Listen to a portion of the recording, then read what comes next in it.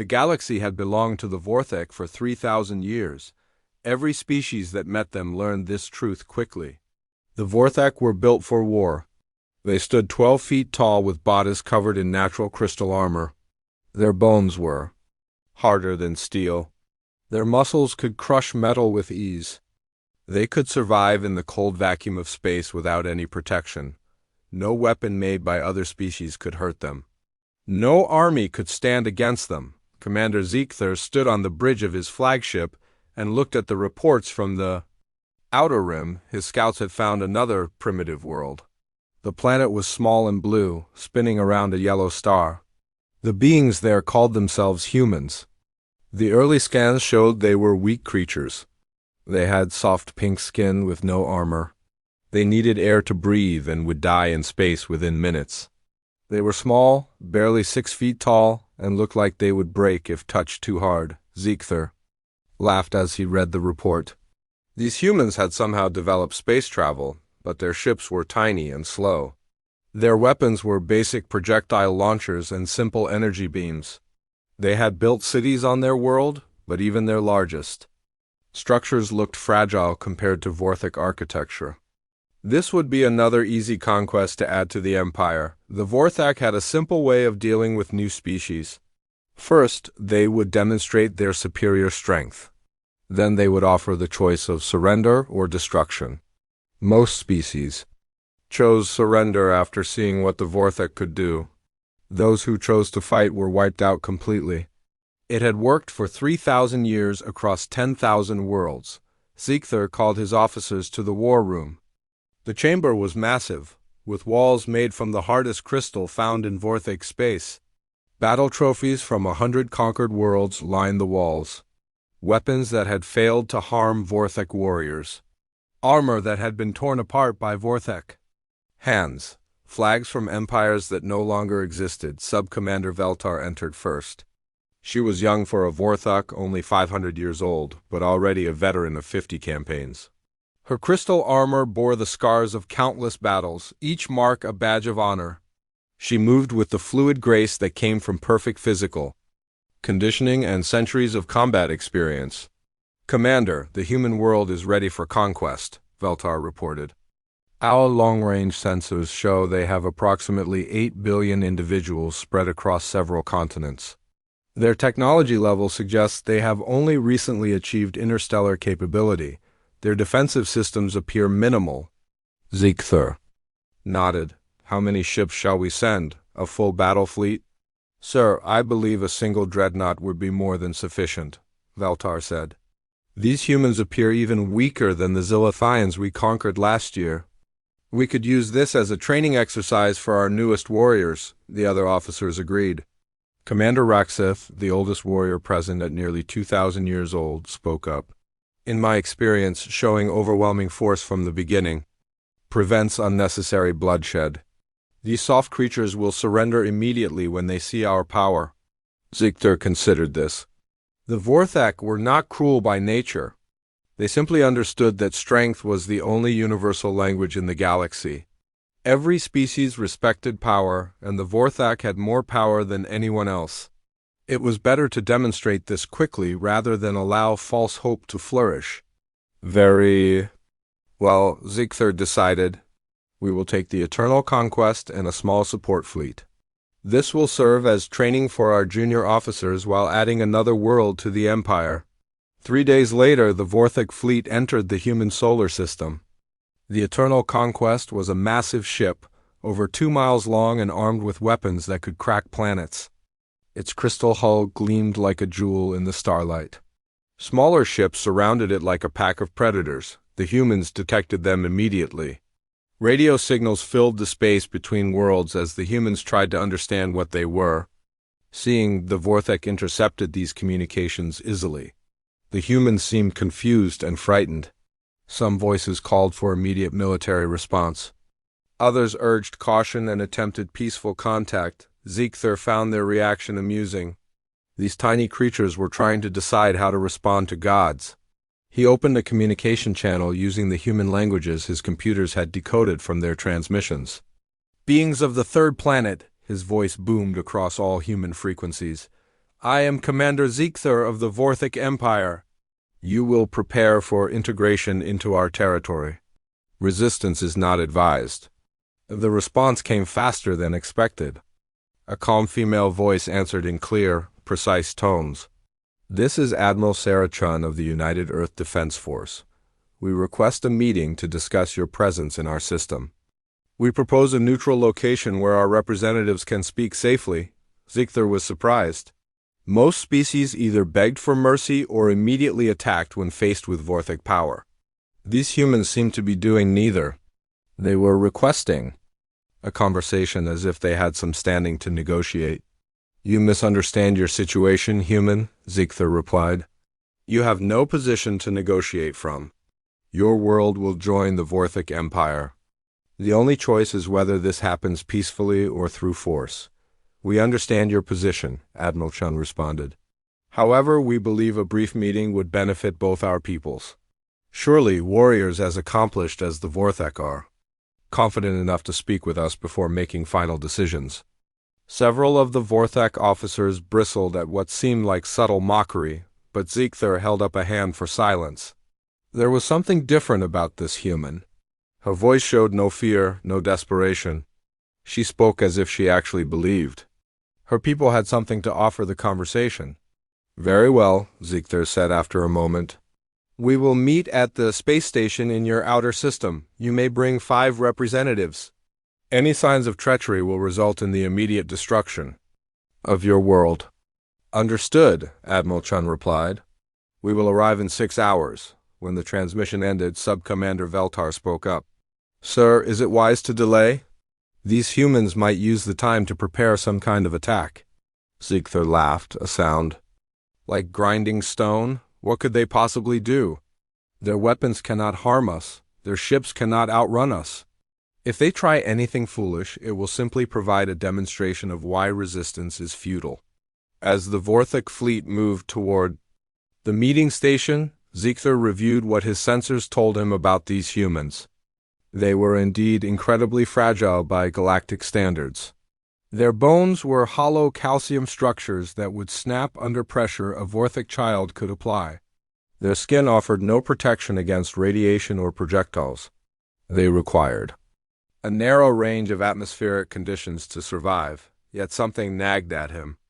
The human admiral had spoken with the confidence of someone who believed they held strong cards in this game. Ziegther had heard that tone before, from species that had some secret weapon or hidden alliance. But his scouts had been thorough. Earth was isolated with no allies in nearby systems. Their technology was primitive. Their military forces were laughably small. Perhaps, Ziegther thought, these humans were simply too naive to understand their situation. Some species took longer to accept reality than others. The meeting would be a good opportunity to educate them about the way the galaxy actually worked. The space station where they would meet was a small human construction orbiting the system's outer gas giant. It was barely large enough to hold. Both delegations, constructed from simple metal and ceramic materials that a Vorthak could tear apart with their bare hands. Ziegther almost felt sorry for these creatures. They had built their entire civilization from such fragile materials when the human ship arrived. Ziegther was surprised again. It was smaller than expected but moved with precision and grace. The docking procedure was flawless, suggesting skilled pilots. The humans who emerged were exactly as fragile as the scans had indicated, but they moved with quiet confidence. Admiral Sarah Chun was a small woman with graying hair and calm eyes. She wore a simple blue uniform with minimal decoration. Behind her came 4 other humans, each carrying what appeared to be recording equipment and data tablets. They showed no signs of fear or intimidation as they entered the station's main conference room. Ziegther ducked through the doorway, his massive frame filling the space. His crystal armor reflected the station's lights, creating patterns of rainbow colors across the walls. The humans watched this display with interest but not awe. One of them was actually taking notes. Welcome, Admiral Chun, Ziegther said, his voice naturally loud in the small space. I trust you now understand the futility of resistance. Admiral, Chun looked up at him calmly. Actually, Commander Ziegler, we were hoping you might help us understand something. Our people are curious about the Vorthak Empire and how it operates. Would you be willing to share some information before we discuss our situation? Ziegler found himself off balance again. This was not how these meetings usually proceeded. Commander Ziegler stared down at Admiral Chun, trying to understand what was happening. In 3,000 years of conquest, no species had ever asked the Vorthak to explain themselves. They usually begged for mercy or tried to bargain for their lives. Sometimes they threatened war or claimed to have powerful allies. But none had ever politely requested information as if they were attending some kind of educational meeting. What do you wish to know? Ziegler asked carefully. His officers behind him shifted uncomfortably. Sub-Commander Veltar placed her hand on her weapon, expecting some kind of trick. Admiral Chun smiled, an expression that seemed genuine rather than forced. We are interested in your empire's longevity. 3,000 years is impressive by any standard. What would you say is the key to your success? Ziegler felt more confident now. This was familiar territory. Strength, he replied without hesitation. The Vorthak are the strongest species in the galaxy. We have never been defeated because no one can match our physical capabilities. Would you mind demonstrating? Admiral Chun asked. Our people learn better through observation than description. This request pleased Ziegler greatly. Most species tried to avoid seeing Vorthak power up close. He gestured to his officers, and they quickly moved furniture to clear a space in the center of the room. From their ship, they brought several items for demonstration purposes. The first item was a steel support beam, the kind used in human construction. To a human, it would require heavy machinery to bend or break. Ziegler picked it up with one hand and slowly closed his fist. The metal groaned and twisted, finally snapping in half with a sharp crack. Pieces of steel fell to the floor. The humans watched closely. One of them was recording everything while another took notes. Admiral. Chun nodded approvingly. Impressive grip strength, she commented. Approximately how much force would you estimate that required? Ziegler was not used to technical questions during demonstrations of power. I have never measured it precisely, he admitted. Perhaps 10 times what your strongest individuals could produce. Thank you, Admiral Chun said, making a note. Please continue. Next, Ziegler had his officers bring in a solid block of dense metal alloy. It weighed nearly 2 tons. Without visible effort, he lifted it above his head with both hands and held it steady for 30 seconds before setting it down gently. Excellent form, Admiral Chun observed. Your skeletal structure must be remarkably efficient to support that load without apparent strain. Again, Ziegler found himself answering unexpected questions. Vorthak bones are crystalline structures, much denser than the calcium-based bones of most species. They are effectively unbreakable by conventional means. The human taking notes looked up with interest. What about unconventional means? The question caught Ziegler off guard. I do not understand. Oh, just curiosity about theoretical limits, Admiral Chun said quickly. Please show us more.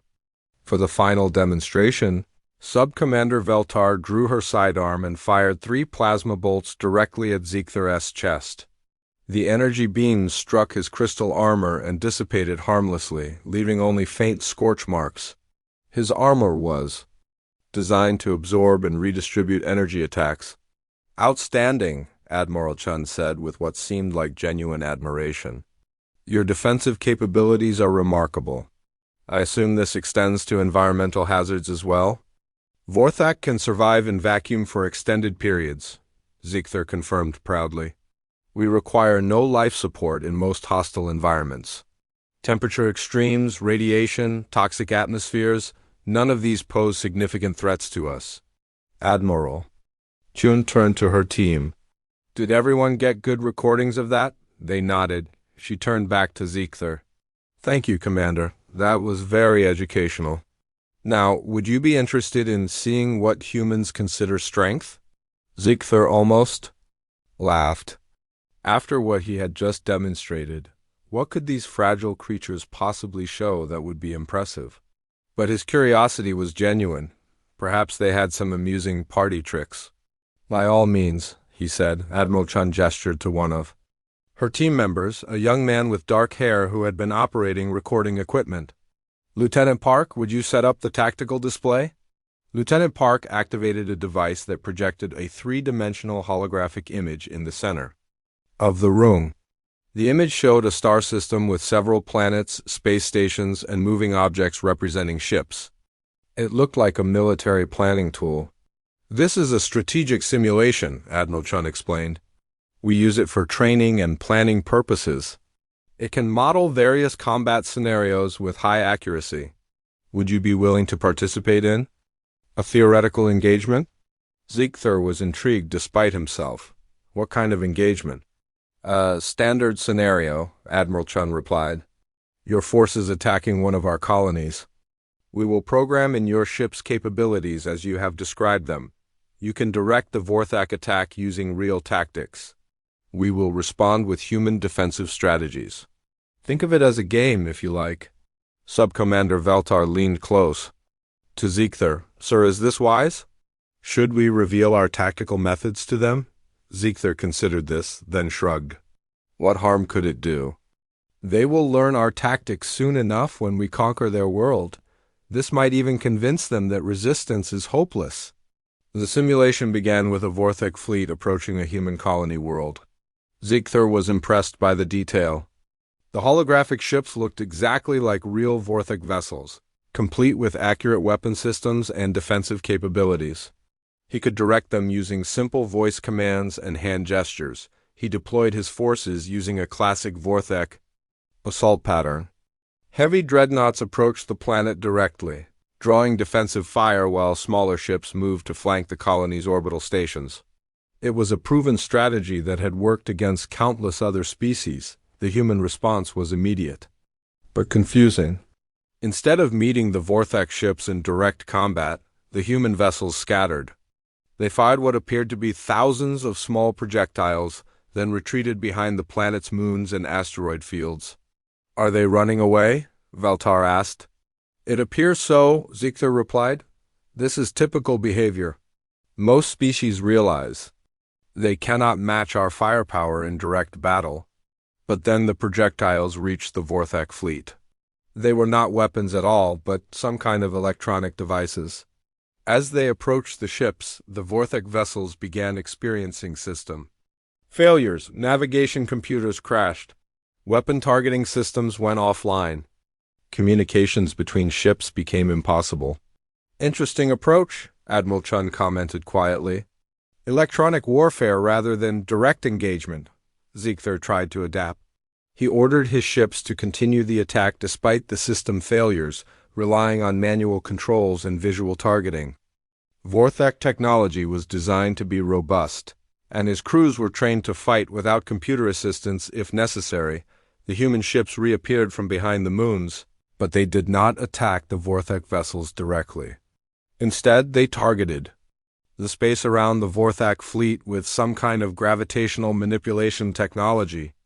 The Vorthak ships found themselves pulled off course, unable to maintain formation or approach the planet effectively. As Ziegther watched, his simulated fleet was systematically disabled without the humans ever engaging in direct ship-to-ship combat. The human vessels were smaller and weaker than the Vorthak ships, but they moved with perfect coordination.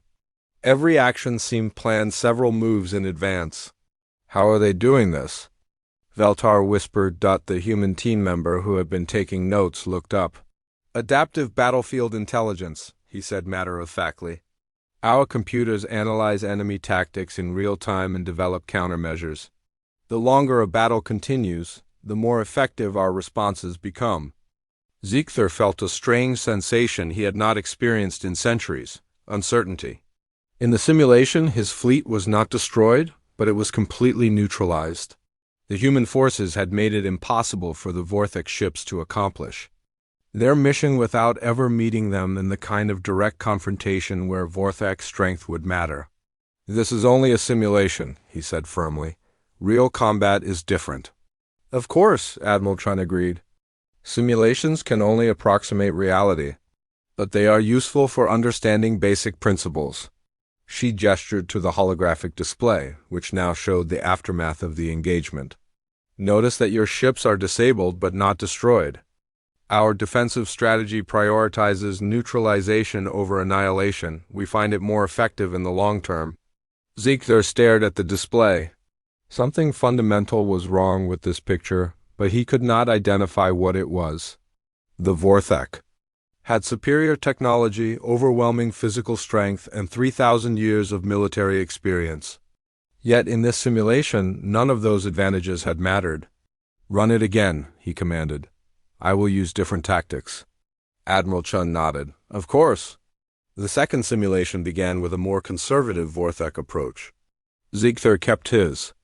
Ships in tight formation and advanced slowly, using long-range weapons to suppress human positions before closing for direct assault. The humans responded differently this time, using hit-and-run tactics and coordinated strikes against the Vorthek. Fleet supply lines. The result was the same. The Vorthek forces were outmaneuvered and Commander Ziegler stared at the holographic display showing his defeated fleet. The simulation had ended, but the implications continued to disturb him. In 3,000 years of conquest, no species had ever made Vorthek's strength seem irrelevant. Yet these humans had done exactly that, using tactics he had never encountered before. "I do not understand," he said finally.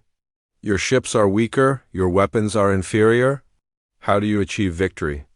Admiral Chen smiled, but it was not the expression of someone gloating over a defeated enemy. It was the look of a teacher who had successfully explained a difficult concept. "Commander, may I ask you something? In all your conquests, have you ever encountered a species that became stronger after joining your empire?" The question puzzled Ziegler. "What do you mean?" "We do not make conquered species stronger, we rule them." "Exactly," Admiral Chun said. "You defeat them, then control them.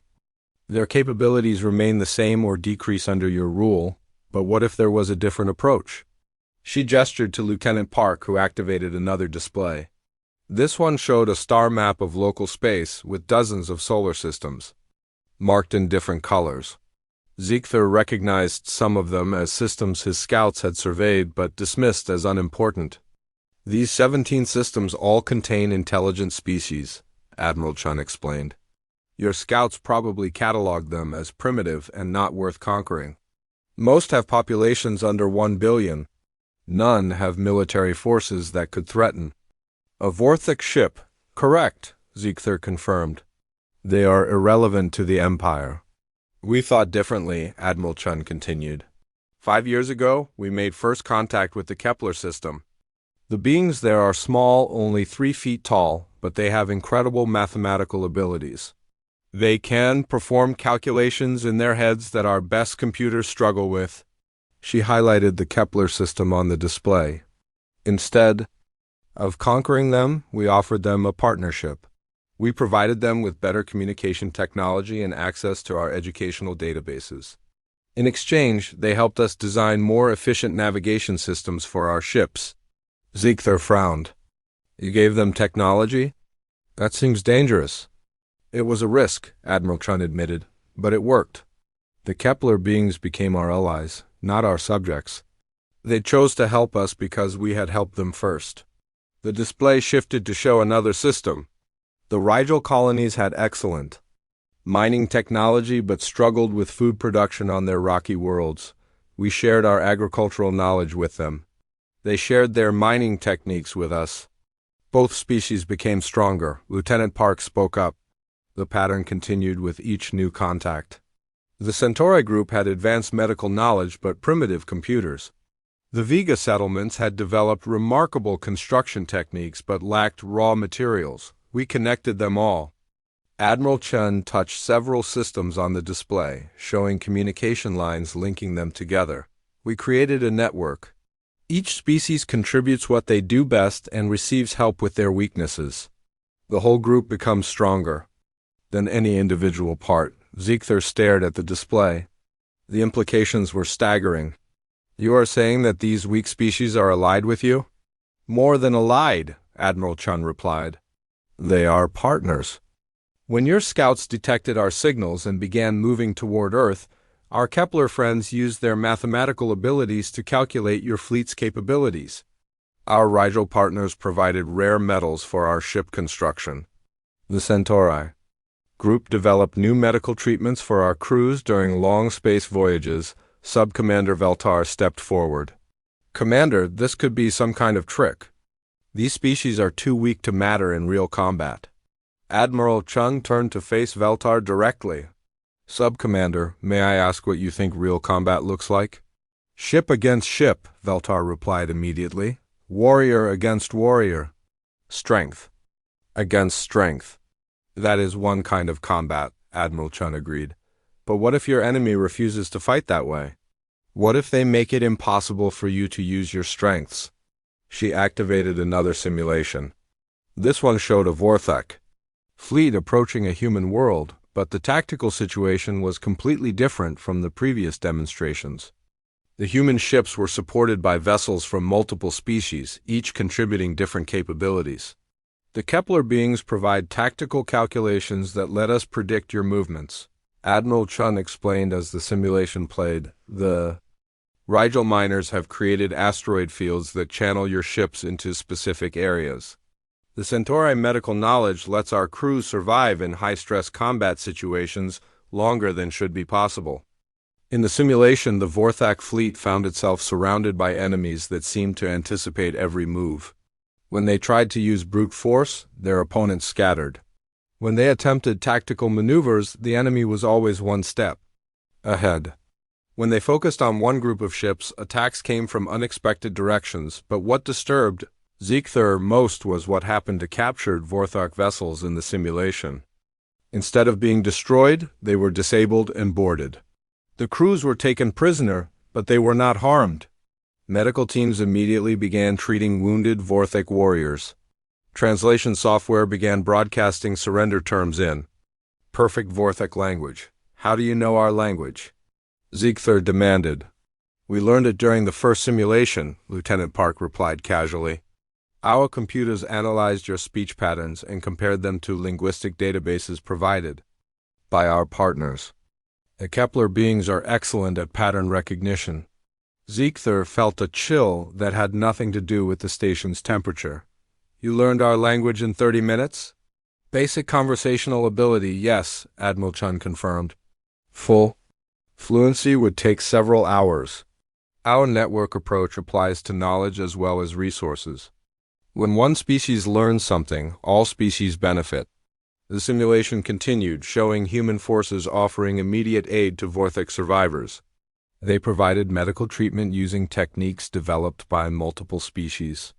They offered food suitable for vorath physiology, information gathered by diplomatic contacts with vorath border worlds. They even began broadcasting cultural information, showing that they understood vorath honor codes and social structures. Stop, Zeekther commanded, and the simulation paused. This is impossible. No species learns this quickly. One species alone could not, Admiral Chun agreed. But 17 species working together?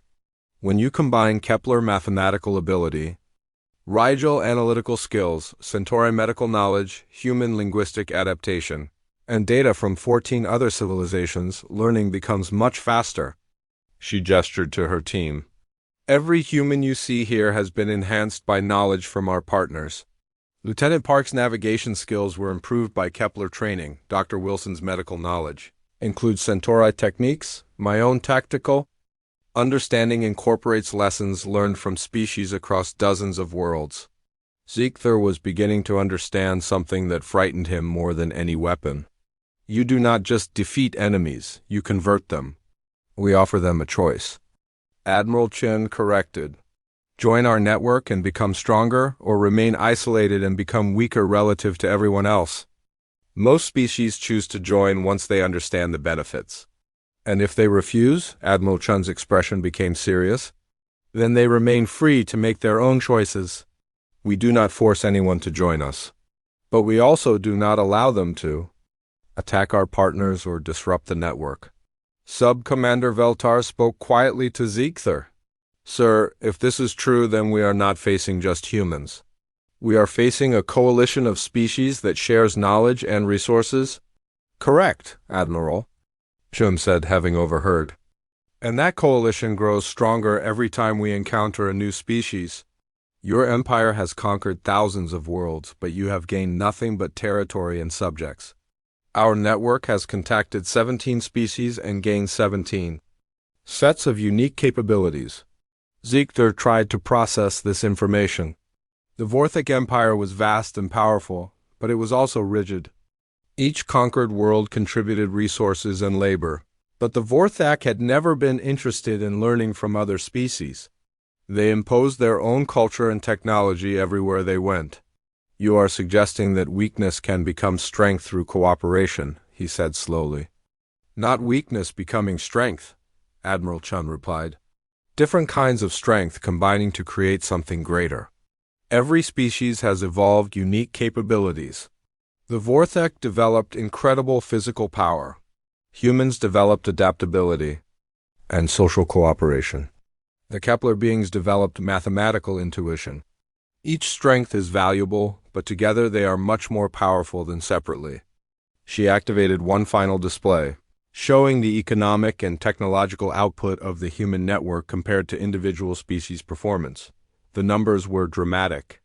Species that had joined the network showed improvement in every measurable category within months of contact.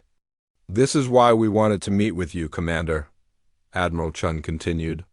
The Vorthic Empire represents the greatest concentration of physical power in the galaxy. Imagine what could be accomplished if that power was used to build rather than conquer. If Vorthic strength was combined with human adaptability, Kepler mathematics, Rigel engineering, and Centauri medicine. The journey back to Vorthak space took 7 days. Commander Ziegler spent most of that time in his quarters, thinking about what Admiral Chun had shown him. The meeting had ended with no agreement, but also no declaration of war. The humans had simply asked him to consider their offer and discuss it. With his superiors, Sub-Commander Veltar entered his quarters on the 4th day. She moved carefully as if approaching a dangerous animal. Sir, the crew is asking questions. They want to know what we learned from the humans. Ziegler looked up from the reports he had been reading. What do you tell them? That we are gathering intelligence on a potential enemy, Veltar replied. But sir, some of the officers who were present at the meeting are talking. They say the humans defeated our fleet in every simulation. They say these creatures have allies we knew nothing about. The simulations were just theoretical exercises, Ziegler said, but his voice lacked conviction. Yes, sir, Veltar agreed. But they were very detailed, and the humans seemed confident that their theories would work in reality. Ziegler set down his reports. They contained information his computers had gathered during the meeting with the humans. Translation matrices for 17 different languages. Technical specifications for ships that used unfamiliar design principles. Most disturbing of all, detailed cultural analyses of Vorthak society that showed an understanding of their people. That should have taken decades to develop. Veltar, in your opinion, could we defeat these humans in direct combat? Sub-Commander Veltar considered the question carefully. In ship-to-ship battle, yes, our vessels are superior. In ground combat, absolutely. No human warrior could stand against a Vorthak in personal combat. But what if they refused to fight us directly? Then the battle would become more complicated, Veltar admitted. Their electronic warfare capabilities could disrupt our systems. Their tactical coordination might give them advantages we have not encountered before. Ziegler nodded slowly. Send a message to High Command. Tell them we need to convene the War Council immediately upon our return. When they reached the Vorthak homeworld, Ziegler was surprised to find that news of the human encounter had already spread throughout the capital.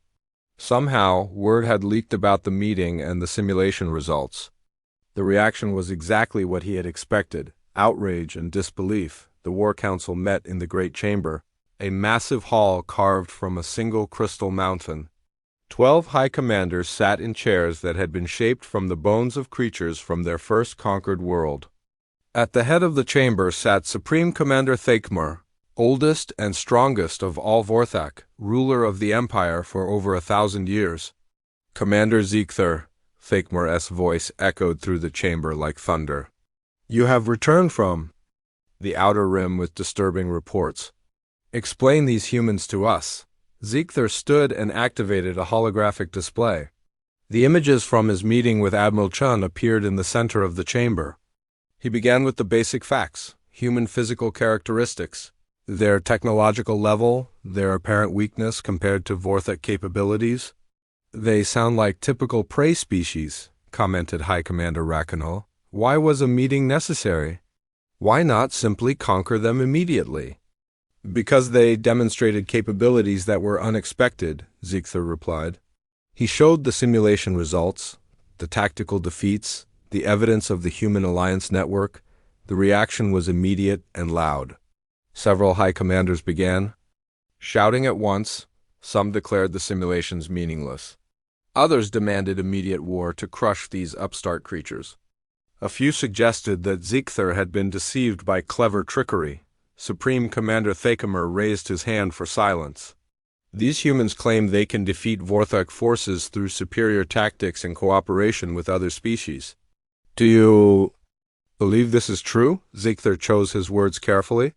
I believe they represent a different approach to conflict than we have encountered before. Their methods are unfamiliar, but they appear to be effective against traditional Vorthak strategies. Then we will develop new strategies, High Commander Velkoth declared. The Vorthak have adapted before. We can adapt again. What troubles me, Ziegther continued, is their offer of alliance. They did not ask us to surrender. They asked us to join them. The chamber erupted again. The concept of Vorthak joining anyone was almost incomprehensible. For 3,000 years, other species had joined the Vorthak Empire. The idea of the Empire joining something else was revolutionary. High Commander Morjith stood up, her ancient armor creaking with the movement. Commander Ziegther, are you suggesting we should consider this human proposal? I am suggesting we should understand what we are facing before we make decisions, Ziegther replied. These humans have created something new, a network of species that voluntarily cooperate and share their strengths. Each member becomes more powerful than they were alone. Weakness seeking strength through numbers, High Commander Rakanol dismissed. The Vorthak do not need help from inferior species. But Supreme Commander Thakmur was studying the holographic displays with interest. Show me these allied species again, he commanded. Ziegther displayed the star map showing the human network. 17 species across as many systems. Each contributes different capabilities. The humans provide coordination and adaptation. The Kepler beings offer mathematical analysis. The Rigel colonies supply advanced mining and manufacturing. And what do they accomplish together that they could not achieve separately? Thakmur asked. According to their data, everything, Ziegther replied. Faster technological development? More efficient resource utilization, better solutions to complex problems. Each species learns from all the others. High Commander Velkoth laughed harshly. Pretty words. But when real war comes, only strength matters. These creatures will learn this when we crush their alliance. Perhaps, Ziegther said quietly. But what if we are wrong? What if their way is actually more effective than ours? The question hung in the air like a challenge. For a long moment, none of the high commanders spoke. The idea that the Vorthak way might not be the best way was almost unthinkable. Finally, Supreme Commander Thakmur broke the silence. What exactly are these humans offering us? Partnership, Ziegther replied. Equal membership in their network. They want to combine Vorthak's strength with human adaptability and the abilities of their other allies. And in exchange, we would stop conquering new worlds. We would work with other species instead of ruling them. We would contribute our abilities to collective projects instead of using them for individual glory. The chamber exploded in outrage. Half the high commanders were on their feet, shouting about honor and tradition. The other half sat in stunned silence, trying to process the implications. High Commander Rakanol's voice rose above the others. This is madness. The Vorthak do not serve others. We rule. It is our nature. But what if our nature is limiting us? Ziegler asked. What if there are things we could accomplish through cooperation that we cannot achieve through conquest? Supreme Commander Thakmer studied Ziegler for a long moment. You have been influenced by these humans. You begin to think like them instead of like a Vorthak? Perhaps, Ziegler admitted. But perhaps that is not entirely a bad thing. The humans showed me something I had never seen before. Species that became stronger after contact with others. Every world we conquer becomes weaker under our rule. Every world they contact becomes stronger through cooperation. High Commander Mordjeff spoke thoughtfully. There is wisdom in understanding one's enemies, but these humans may be more dangerous than they appear. Their ideas could spread through our empire if we are not careful. You mean they could convince other conquered species to rebel? High Commander Velkoth asked. Worse, Mordjeff replied. They could convince those species that there is an alternative to Vorthak rule. Hope is more dangerous than any weapon. Supreme. Commander Thakmer stood slowly, his massive frame dominating the chamber. We will divide our response. Half the fleet will prepare for immediate war against these humans and their allies. We will crush this network before it can grow larger. Murmurs of approval came from several high commanders. However, Thakmer continued, a smaller force will attempt to test their claims. We will see if this cooperation actually works as they suggest. High Commander Rakanol objected immediately. Supreme Commander, surely you do not mean to negotiate with these creatures? I mean to understand them, Thakmer replied firmly. If they are merely clever weaklings, we will destroy them easily. But if they represent something genuinely new, we must know exactly what we are fighting. He turned to Ziegler. You will lead the test mission. Take a small fleet and attempt to evaluate these human claims about cooperation and alliance. Meanwhile, the main battle fleet will prepare for total war. And if I find that their methods actually work? Ziegler asked Supreme. Commander Thakmer's expression was unreadable. Then we will face a choice that will determine the future of our empire. Either we adapt to this new galaxy or we destroy everything that threatens our traditional way of life. The War Council ended with the Vorthak Empire committed to two opposing courses of action. Half would prepare for the greatest war in their history. The other half would explore the possibility that war itself. 6 months later, two Vorthak fleets moved toward human space.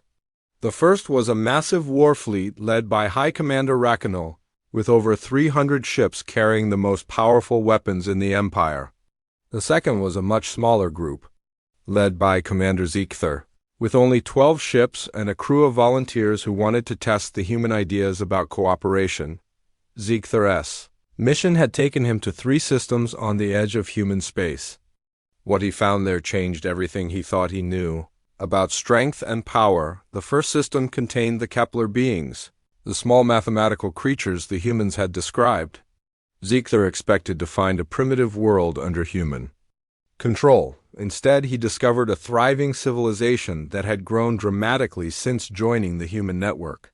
The Kepler beings had used human communication technology to connect with mathematics experts from 16 other species.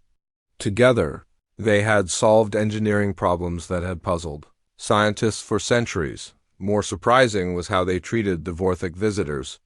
The Kepler beings showed no fear of the massive crystal warriors. They were genuinely excited to meet a new species and immediately began asking questions about Vorthak science and culture.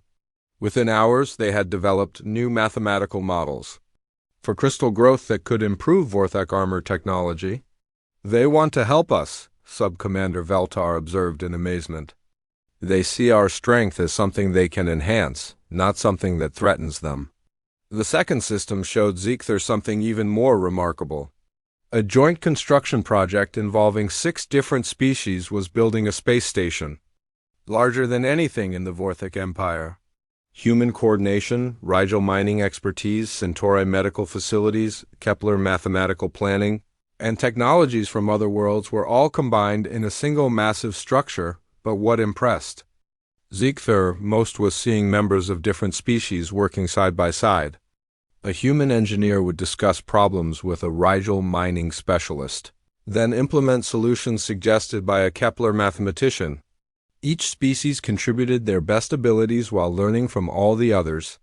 "This is not conquest," Valtar said quietly as they watched the construction through their ship's viewports. "This is something entirely different." The third system changed Ziegther's understanding completely. They arrived to find Admiral Chun waiting for them with a mixed fleet of ships from the entire Human Alliance network. But these were not warships. They were research vessels, medical ships, and construction platforms. "Welcome back, Commander," Admiral Chun greeted him over the communication channel. "We heard about your mission. Would you like to see what we have been working on?" What they had been working on was a demonstration specifically designed for the vorath. Using Kepler mathematical models and Rigel engineering techniques, the Human Alliance had built a prototype crystal enhancement chamber. The device could strengthen vorath armor beyond anything their own technology could achieve. "We studied the armor fragments you left at our meeting station," Admiral Chun explained as Ziegther examined the chamber. "Our Kepler friends calculated optimal crystal growth patterns. The Rigel engineers developed tools that could work with your materials. The Centauri provided medical knowledge about how enhanced armor might affect vorath physiology. Sub-Commander Veltar volunteered to test the device. After 30 minutes in the enhancement chamber, her armor was noticeably stronger and more flexible. Tests showed it could now resist weapons that would have damaged it before. "You have improved vorath technology," Ziegther said in wonder. "In 6 months, you have advanced our armor beyond what we accomplished in centuries." 17 species working together can accomplish remarkable things, Admiral Chun replied. "Imagine what we could do with 18 species." But even as Ziegther experienced these revelations, he knew that High Commander Rakanal's war fleet was approaching human space. The largest vorath military force in history was preparing to destroy everything Ziegther had just learned to admire. The war began 3 weeks later. Rakanal's fleet entered the Sol system expecting to face desperate human resistance. Instead, they found something that violated every principle of vorath military doctrine. The Human Alliance did not meet the vorath fleet in direct battle. Their ships scattered throughout the solar system, using tactics that made traditional combat impossible. Electronic warfare systems disabled vorath targeting computers. Gravitational manipulation weapons disrupted fleet formations. Coordinated strikes from multiple directions confused vorath commanders, who were trained to fight single opponents. But the most disturbing aspect of the battle was what happened to damaged vorath ships. Instead of being destroyed, they were captured and boarded by mixed crews from the Human Alliance. The boarding parties included vorath warriors, members of Ziegther's exploration mission, who had joined the Alliance voluntarily. These vorath converts spoke to their former comrades in their own language, explaining the Alliance offer. They provided medical aid to wounded warriors. They showed that vorath could work alongside other species without losing their identity or strength. High Commander Rakanal watched his fleet being systematically dismantled by enemies who refused to fight like proper warriors. Worse, he watched his own crews beginning to question their mission as they received unexpected mercy from their opponents. The turning point came when Rakanal's flagship was surrounded by Alliance vessels. His ship was disabled but not destroyed. His crew was captured but not harmed.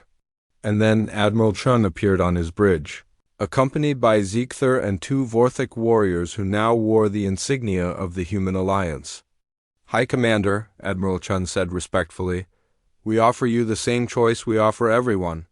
Join us and become stronger, or remain free to choose your own path." Rakanal stared at Ziegther in fury. "You have betrayed your own species." "I have found a better way for our species," Ziegther replied calmly. "Rakanal, look around you. Your fleet is defeated, but your warriors are alive. Your ships are captured, but they are not destroyed. We could repair them and return them to you, if you choose to leave." "Why?" Rakanal demanded. Why do you not simply destroy us and take our territory? Admiral Chun answered. Because destroying you would make the galaxy weaker. We prefer to make the galaxy stronger. She activated a holographic display showing the current state of local space. The Human Alliance network had grown to include 23 species. Each system showed improved technology, better living conditions, and increased cooperation with neighboring worlds. Your empire has conquered thousands of worlds, Admiral Chun continued. But has any conquered world ever become stronger under Vorthek rule? Has any subject species ever thanked you for conquering them? Rakanol could not answer because the answer was obvious. Conquered worlds existed to serve the Empire, not to benefit from it. We offer you something different, Admiral Chun said. A galaxy where every species contributes their best abilities and benefits from everyone else's strengths. Where Vorthak power protects and builds instead of conquering and destroying. Over the following days, High Commander Rakanol watched his crews interact with Alliance members. He saw Vorthak warriors working alongside humans to repair damaged ships. He watched Kepler beings teach Vorthak scientists new mathematical concepts. He observed Centauri medics treating Vorthak injuries with techniques that were more advanced than anything in the Empire. Most importantly, he saw that the Vorthak who had joined the Alliance had not become weaker. They had become stronger, more capable, more respected than they had ever been as conquerors. The final decision came when news arrived from Vorthak space. Other species throughout the Empire had learned about the Human Alliance. Some were demanding the same cooperation and respect that Alliance members enjoyed. Others were actively rebelling against Vorthak rule, hoping to join the growing network of free species. Supreme Commander Thakemer himself arrived with a small fleet, not to continue the war but to see these humans for himself. The ancient leader of the Vorthak Empire spent 3 days in discussions with Admiral Chun and the Alliance Council. On the 4th day, he made his announcement to both fleets. The Vorthak Empire ends today, Thakemer declared. Not through defeat, but through evolution. We have learned that true strength comes not from ruling others, but from helping others become strong. The transformation was not immediate or complete. Many Vorthak chose to remain independent rather than join the Alliance. Some formed their own smaller groups, trying to maintain the old ways on a reduced scale. But the Empire's a conquering force was finished. Those Vorthak who joined the Alliance discovered abilities they had never known they possessed. Their incredible strength became a tool for construction rather than destruction. Their resilience allowed them to work in environments where other species could not survive. Their military experience helped design defensive systems that protected Alliance worlds from remaining threats. Within 2 years, the galaxy had changed completely. The Alliance network included over 50 species, each contributing unique capabilities to the collective good. Trade routes connected systems that had never communicated before. Scientific knowledge advanced faster than ever as species shared their discoveries freely.